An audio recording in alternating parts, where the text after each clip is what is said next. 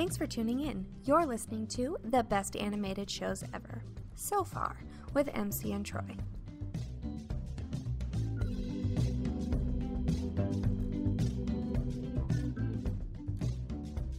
I'm Troy. And I'm MC. And this is the best animated shows ever, so far, where we watch, discuss, and rank every animated show ever. Eventually. There we go. That's right, MC.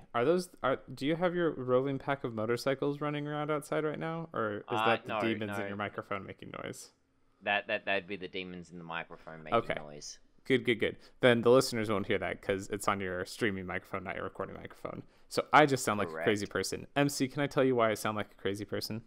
Sure. One, because it's 3 a.m. and I'm very tired, and my child woke me up, and so I was like, well, as long as I'm awake, we may as well go record. But here's the thing, MC. 2 days ago? Yes, 2 days ago. We're at my parents' house, right? That's where we're hiding out at the moment during the quarantine. And my parents' house is very nice. It has a very big kitchen. Into the kitchen, very big swing doors going into the kitchen. Who needs swing doors going into the kitchen? We just leave them open all the time. These doors, MC, they can swing into the kitchen and they can swing out of the kitchen. So they're saloon doors. Right. The problem with them is that they'll just, you know what happens with the swing door? If you push it, it just keeps swinging. It just goes forever. So the people who built this house were like, we need some way to stop these doors from running into shit. And so they put door stops in. Now, I've seen on swing doors before a little clippy doohickey that goes on the wall, like attached to the door frame, and so that it's attached to the door frame, and it just butts up against it. I know exactly what you're talking about. Yeah. Right. That's what they did not do here. What they did here is... Did they do the springy ones? No. They went, we'll just put some metal shit sticking out of the middle of the floor and have that be our doorstop. That's a good doorstop, right? And it's like, I mean, I guess it works because the door opens and it hits the metal shit. So the doors are always open outwards and going into the kitchen. The door stops like 8 inches out from the cabinets. It's too far out. It doesn't need to be that far out because all you're trying to do is protect the cabinets, but it's like 8 inches out. And the other 2 days ago, I walk into the kitchen. My mom was walking out of the kitchen. So I kind of like juked to the side to make room for her to go out while I was going in and broke my toe on one of the door stops. Ow. It's purple. My toe's still purple. It's 2 days later. My toe's still purple. That's a bad color for a toe. Did you actually break it? I'm pretty sure it's broken.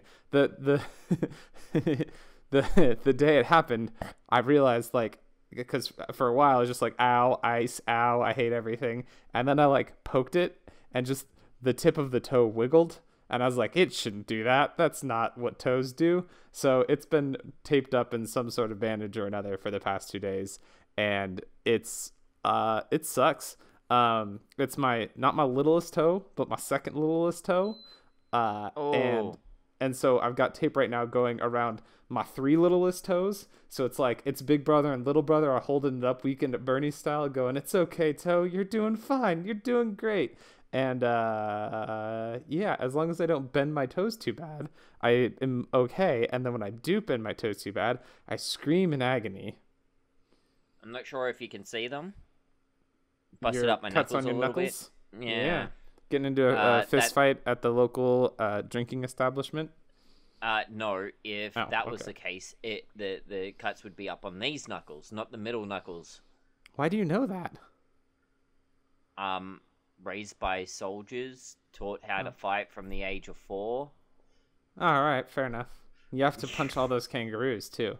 Yeah. How did you bust up your knuckles? Is it just at work? Yeah, work. Your work's so terrible to you.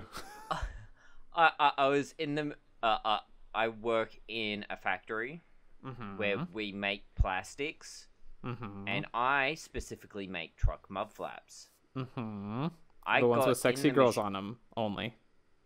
No. Yep, only. Mostly for big trucking companies like Toll. Right, and they want sexy girl mud flaps. No. What about the like sexy nerdy girl mud flaps where it's a sexy girl but she's got a ponytail and a book? No, I have not seen those. What about sexy Wile E. Coyote? No, not Wile E. Coyote. Who's the guy with the guns? Yosemite Sam. Yosemite Sam mud flaps, but sexy? No. Oh, okay. I'm sorry. Most of ours are like big like truck companies that or like sellers of trucks. So they have company names and stuff on them. It's But sexy company not names? No. Okay. MC, that reminded me of a thing that I was gonna tell you. But then I forgot what the thing I was gonna tell you was. So Injuries. No. I have no idea what I was going to tell you. Let's talk about Men in 3 Black. a.m. Troy. Oh boy, 3 a.m. Troy. I didn't even make coffee yet. So Men in Black, the cartoon. I want to talk a little bit about the kind of some more voice acting stuff. I think I mentioned in the last episode that Tony Shalhoub comes back to play Jack Jeebs, which is cool, and then Billy West takes over, which is a good takeover. But there's a couple of like interesting things that I want to talk about. So one is Jennifer Lien. Did I talk about her last time? She plays Elle. I don't remember if I mentioned that. I can't remember either. Elle is Kes. Agent Elle is Kes from Star Trek Voyager. Oh. And the whole time I was watching the show, I'm like, who's that voice? I know that voice. From Yeah. Oh, it's Kes. All right, so that's cool. Vincent D'Onofrio comes back for the cartoon, and he plays the Bug, because he was the Bug in the movie, and he plays the Bug and the Bug's extended family apparently in the show. Just like every time they have a Bug show up, they have Vincent D'Onofrio play it, which is neat. But here's the two that I want to talk about. Well, okay, one more just quick one. Charles Napier plays Zed. Charles Napier is known for being just like a drill sergeant in everything. Like he's great at playing a grumpy military guy. But you may also remember him, MC, as a actor in a Star Trek original series episode called The Way to Eden, I believe, where there's some silly hippies on the ship who are playing like music and stuff. Charles Napier is the leader of the hippies. So he's known for both playing a silly singing hippie in space and also being a super military guy. Weird combo. That is a weird combo. So here's the two that I think are fun. In season 4, they introduce a new agent who is an agent that is an alien of some sort. I didn't really look at it because I'm like, I actually kind of like this show. Maybe I'll watch more of it. But anyway, this alien's name is Agent X, and he is played by Adam Baldwin of Firefly fame. Firefly fame. And Jane. I remember him. Yeah. So that's kind of cool. I remember, from when I used to watch this as a kid, I remember hearing his voice. The other thing that Adam Baldwin has done is there's an audiobook written by Larry Correia, and he narrates it. Okay. I'm going to read, if I can find it, I want to read out the title of the audiobooks because they're hilarious. While you're looking that up, I just started listening to the audiobook of Thunderball from the James Bond series, and it's narrated by Jason Isaacs. That would be Lucius Malfoy / Captain Gabriel Lorca himself, and that made me so happy. I love it when like audiobook narrators are somebody you recognize. I like it too when they're not. There's a woman I follow. Oh, I can't think of her name now. I'm going to feel terrible. I'm going to have to look it up. But she's doing like an unofficial Animorphs audiobook series in podcast form, which I'm not sure how she hasn't gotten shut down now since they're like actually making an Animorphs audiobook series. I would think that they would come after her. But I guess that's okay. And the podcast is called Animorphs Aloud, and her name is Rena Gale, and she's really good. I really like her narration too. Anyway, MC, do you have it now? Yeah, so Adam Baldwin narrates The Adventures of Tom Stranger, Interdimensional Insurance Agent. And the second book in that series is A Murder of Manatees. And he also narrates that one. Have you listened to that one yet? Yes. Is A Murder of Manatees a plural noun for manatees, or is it about a bunch of manatees that got murdered? No. It's about a bunch of manatees who are going to go on a murder spree. Oh, murdering manatees. All right then. Yeah. A murder of manatees. So Murder of manatees. Yeah. here's the last behind the scenes thing. MC, I just realized that my shirt's on inside out. 3 a.m. Troy. Here's the other thing. Do you remember a character by the name of Alpha in the Men in Black, the series? We haven't seen him. He shows up later. He don't is actually. a hideous blob of an evil being who is the agent who established the Men in Black and then has turned evil and has started like grafting alien body parts onto himself and becomes an ongoing nemesis for the show for like the entire run of the series, which sounds dope as shit. That sounds so cool. And Yeah. gonna make it better, played by David Warner, known for several roles in Star Trek and also for being the scientist in Teenage Mutant Ninja Turtles 2, Secret of the Ooze. I love that guy. He's so good. He plays the Cardassian who tortures Picard in the episode with 4 lights, Chain of Command, parts 1 and 2. He's the one who, like I said, he tortures Picard. He's the one who makes the Cardassians the crazy evil people that they are. And then Mark Alamo comes along and does Gul Dukat and does even more of that. But the template was set here with David Warner. So anyway, yeah, that's what I got for voice actors, MC. Shall we go to these messages? Yes, let's. I'm going to go change my shirt off camera, and then we'll be back after these messages.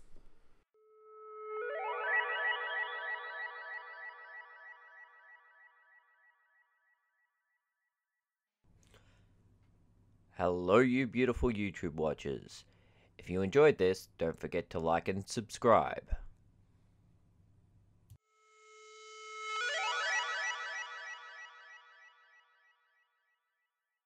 And we're back? And Troy's back.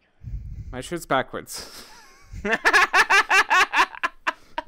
All right, there we go. That's it's great. on right side out. It's on front to front, back to back. And we are here to talk about... MC, we were going to record both today. I think I can only do one because I'm losing my mind. We are here to talk about Men in Black, this series, Season 1, Episode 2, The Buzzard Syndrome. MC, did you notice the naming convention of this show? Every episode is the something syndrome. Every single episode. I'm pretty sure you mentioned it last time as well. 3 a.m. Get off my back. No, I was just bringing it up. I think I know because you told me last time. Well, that makes sense. It seems like something I would have said since it's something that I just said. So the Buzzard Syndrome starts with Agent J and K going into a bar and being like, "Sup, suckers," and just causing a big old ruckus. Right? Well, they're looking for someone. And essentially they freeze everyone in that bar. They probably deserved it, right? I mean, Kay did call them girls. Whoa, hang on. Keep going, MC. I'm just dealing with some computer issues.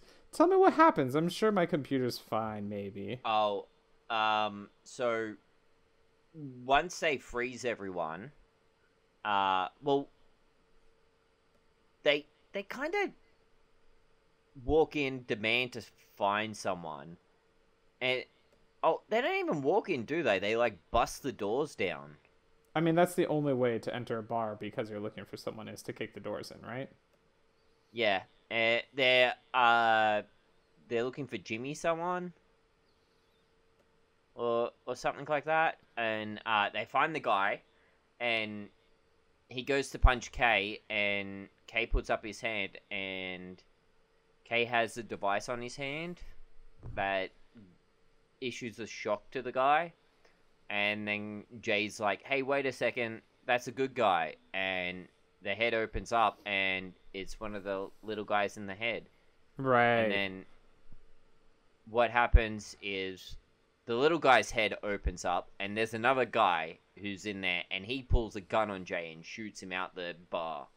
Guys and guys and guys. Yeah, and Kay's like, "You messed up, kid." And then opener. Poor Jay's always messing up. This once again doesn't really have anything to do with the actual episode, right?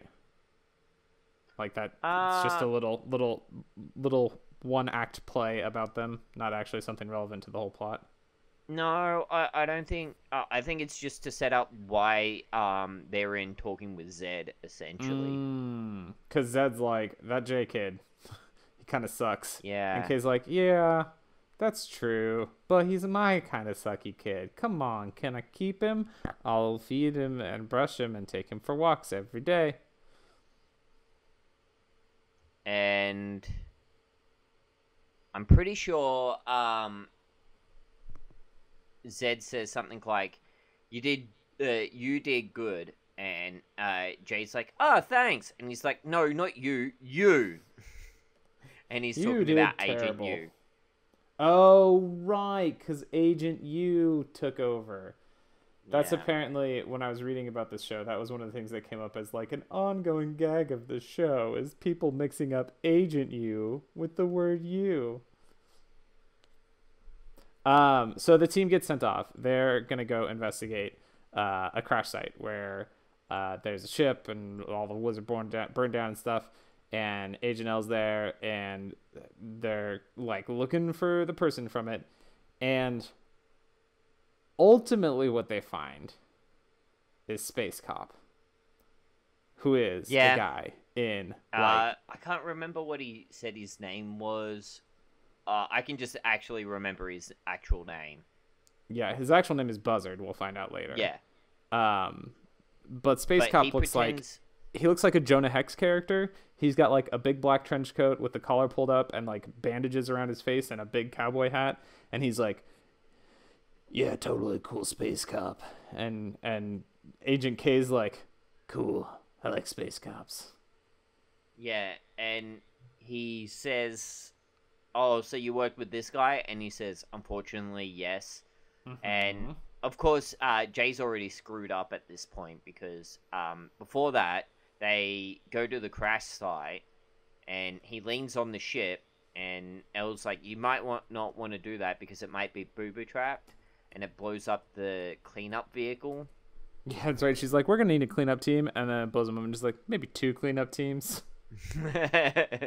But yeah, it's just like, after we find out,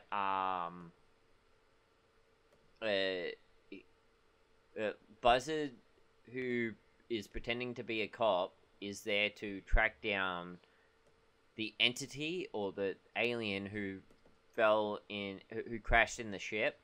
Right, because he showed up in his own ship. Yeah. So he's like, "Yeah, I've got a warrant for whoever's in that ship." And you're like, "Oh, okay, cool, Space Cop.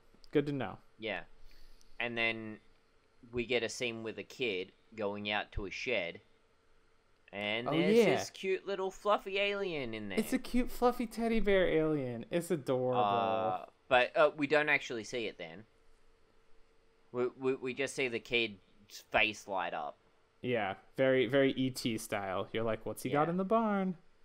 And then Jay gets sent ahead. Jay what? Jay gets sent ahead. Oh, because he's following the tracks of the alien.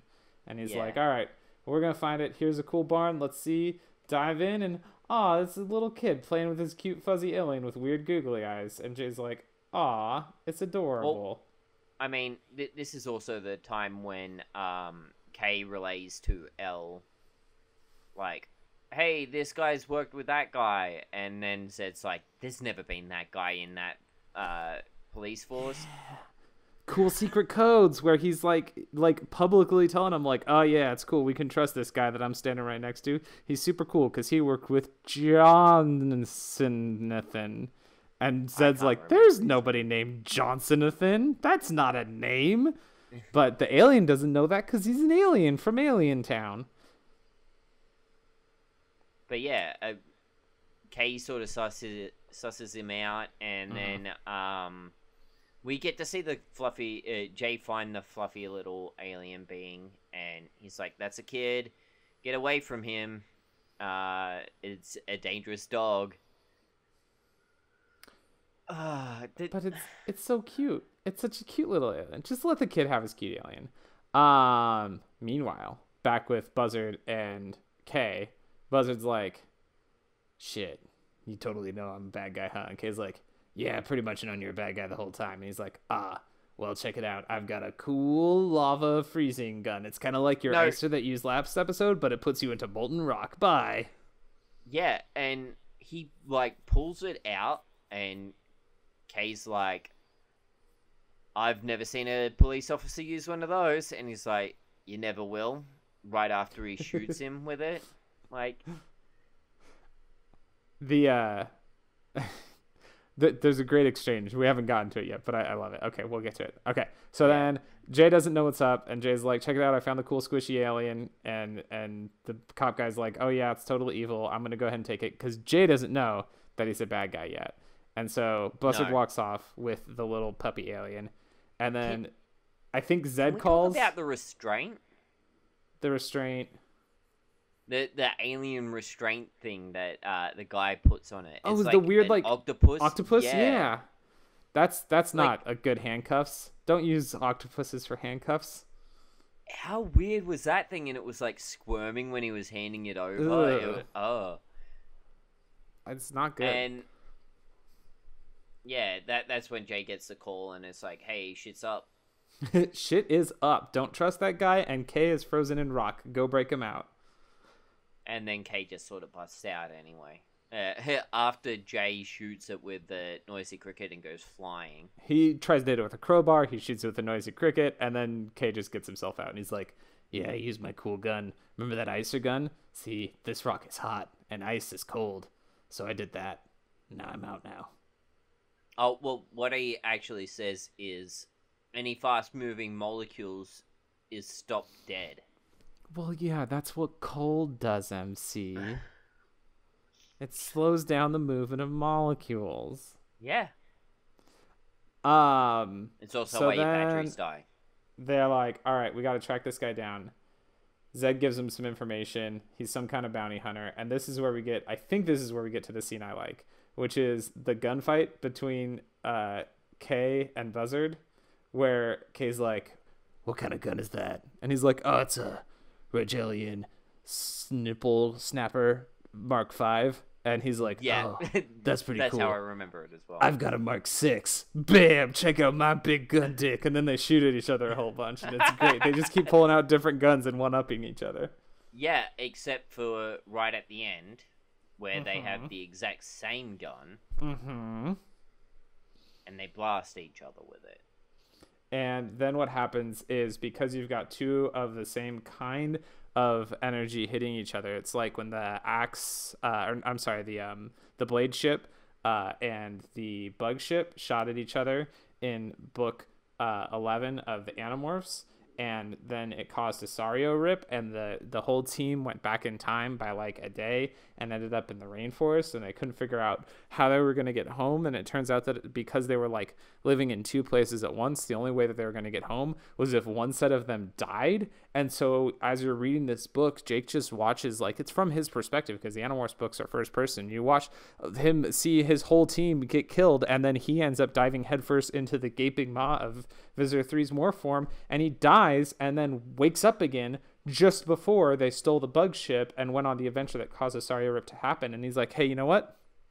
Let's just go home. Let's not do this one today. And it's just like that. No, because it reflects, and they just get knocked out. Oh, okay. That's a lot simpler. Yeah. I also forgot to mention that Buzzard has his own weird freeze gun. I think it might have been book 16 of the Animorphs, not book 11. So I just need to clarify that, just in case. It's called The Forgotten. I don't remember what number it is. It's either 11 or 16, but it's called The Forgotten. Because, see, everyone else forgot. Only Jake remembered the adventure that they had in South America because he was the last one to die. Wow. I just remember those books being really dark. They're messed up. I love the Animorphs. They are messed up. He does have his own freeze gun. Hey, when do we find out that he wants to eat the thing? Doesn't he want to eat the thing, or did I make that up? No. What they find out is they've freed the little alien from Buzzard, and Kay tells Jay to run away.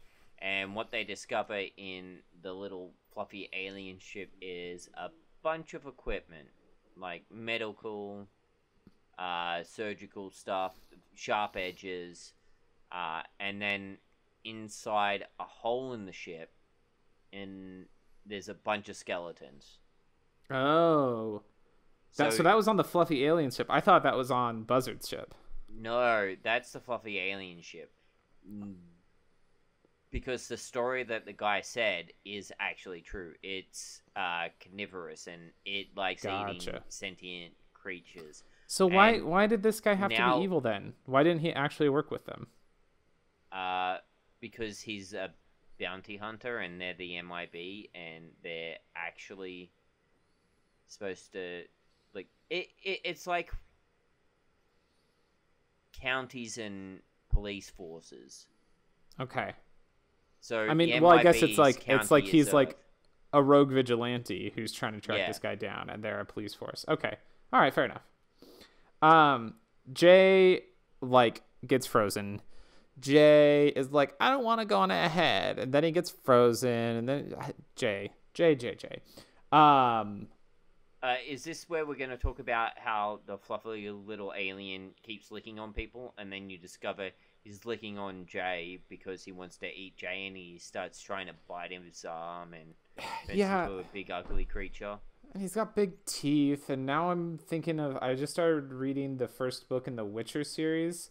Have you watched the Witcher show? Yeah, and I've listened to the first two books. And, Man, the first story in the first book is the Sturga, which is the weird, like, abortion monster. Why did that have to be the first story in the book? It was so creepy, and I hated it. And now I'm looking at this fluffy, cute alien, and it's grown big teeth, and that's all I can think of. Big teeth and big claws. Yeah. Anyway, and he tries to eat Jay. Yeah, and Jay's like fending it off, and Zed's like, "Get out there, help him," or whatever. I can't remember what he says. I'm getting cool. Well, because this is where Kay and the other guy shoot their guns at each other and have a Sario rip. And Jay tries Noisy Cricket again because he tries that every time. And he's just like, he's going to die. There's no way he's going to live.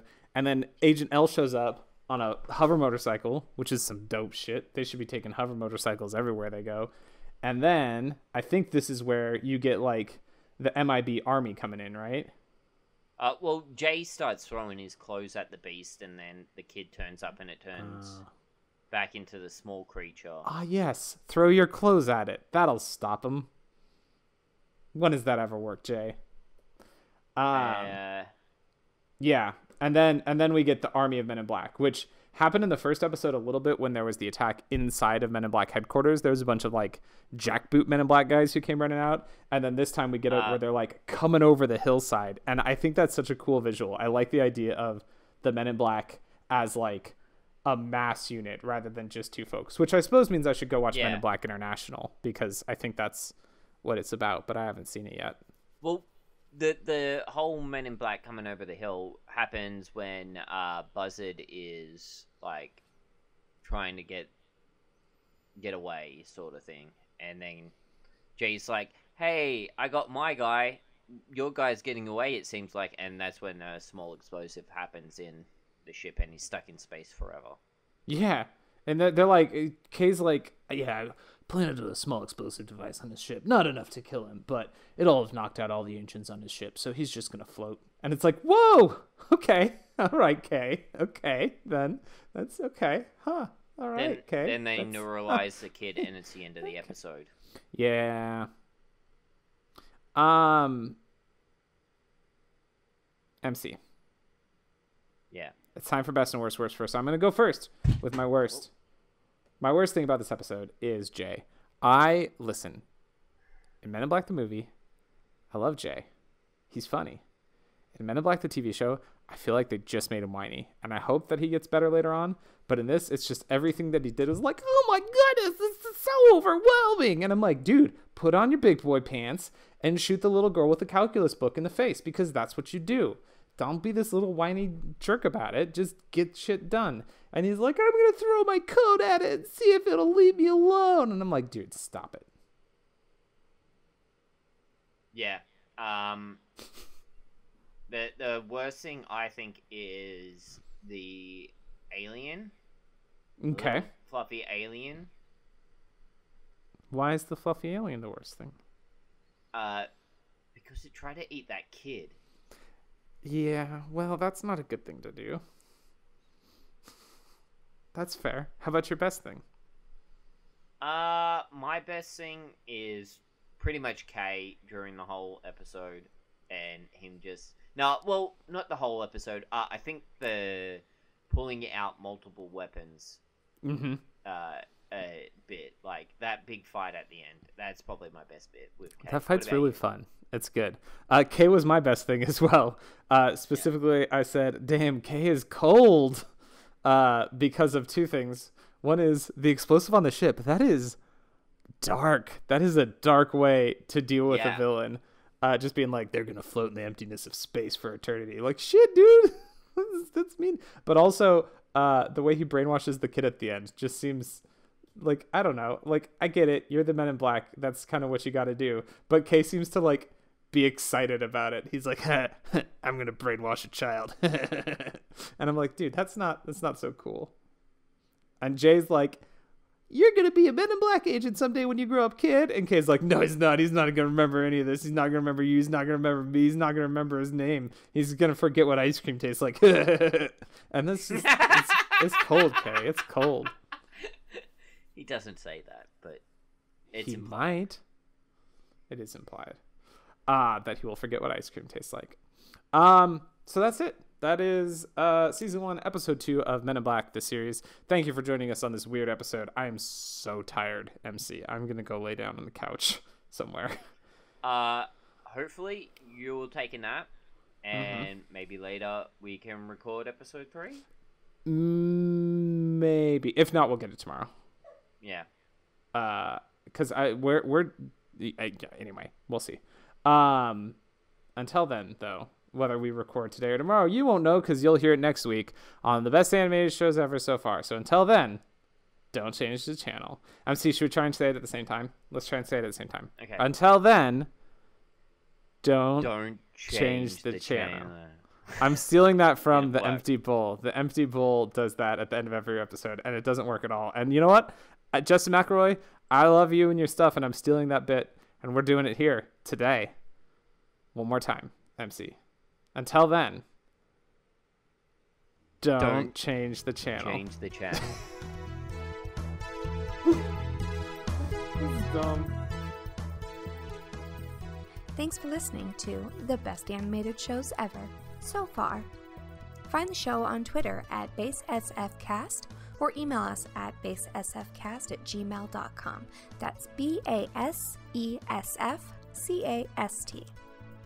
Our intro music is Funnin' and Sunnin', and our outro music is Motivator, both by Kevin MacLeod at incompetech.com, and licensed under Creative Commons by Attribution 3.0 license.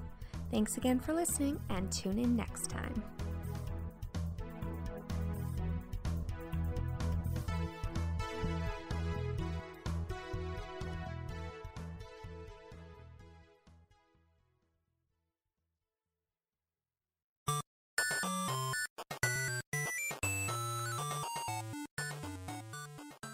This has been a presentation of the We Can Make This Work Probably Network. Follow us on Twitter At Probably Work. For more of our questionable content. Also, we have a website called probablywork.com.